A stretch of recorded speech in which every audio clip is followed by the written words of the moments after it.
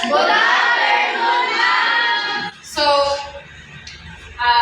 for today's afternoon, wait lang. Sige na.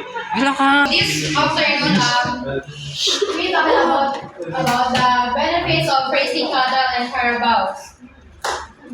So the first benefits, we have the source of income. Cattle and carabaos can be sold for meat, milk, or as corn for animals. So, ang pag-aalaga ng baka at kalabaw ay maaaring maging isang pangmatagalang kabuhayan.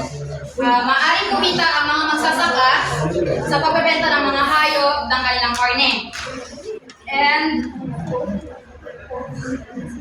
pagbebenta ng mga hayop ng kanilang karne at mga produktong gatas.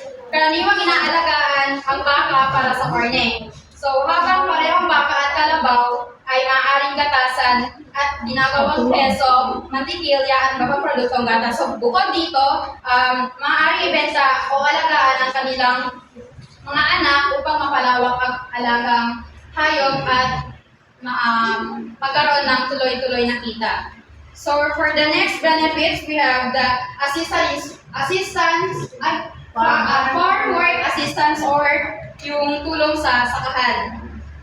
So, carabaos are often used for plowing fields, especially in rice farming. So, ang mga kalabaw ay kilala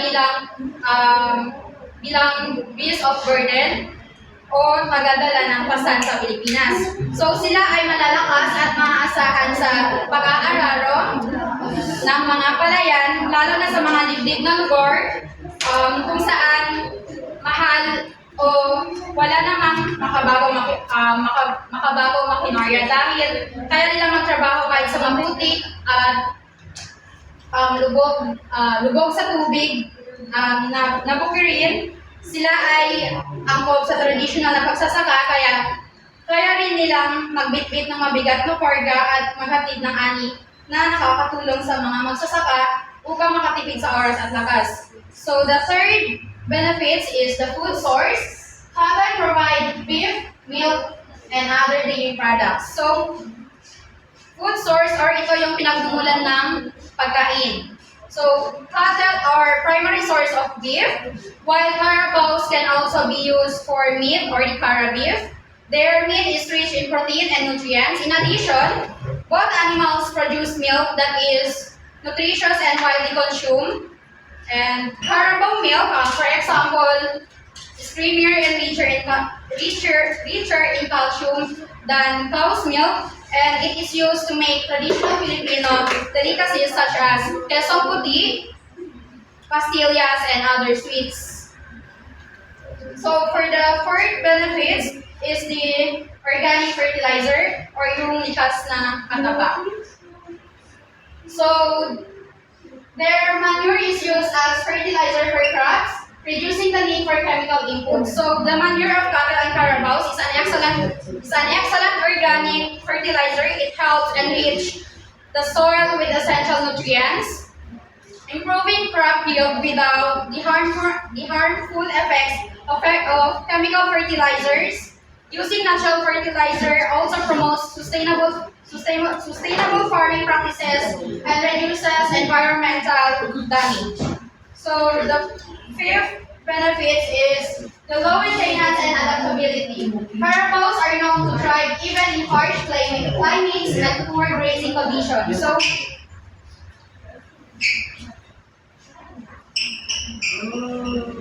So carabaos in particular are highly adaptable to tropical climates. They can survive on local grasses and require less maintenance than mechanical farm equipment. They are resistant to some diseases and can thrive even with limited resources, making them ideal for small-scale farming. So, when you say poor grazing, what comes into your minds? Poor grazing.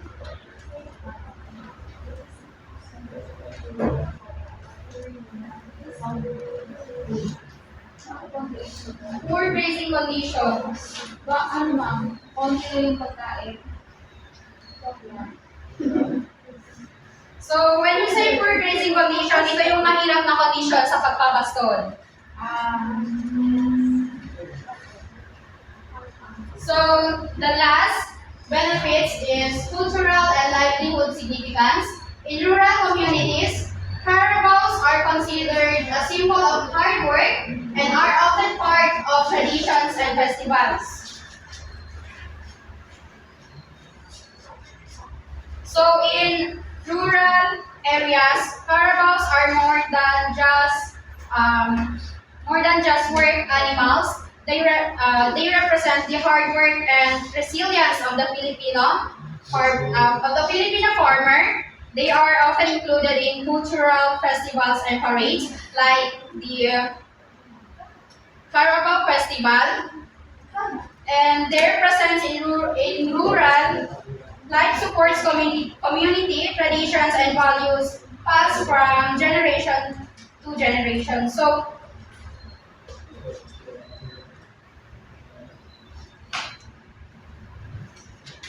although raising cattle and carabaos requires initial effort and patience, they are considered a long-term investment as they multiply and continue to provide milk, labor, or meat. Their value increases over time. They can even serve as financial security in times of emergency. That's all.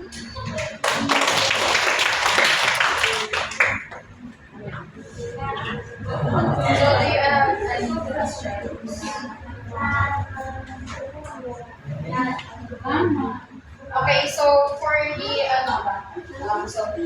the Carabao milk is rich and nutritious, often used in Filipino desserts like pastillas and kasong.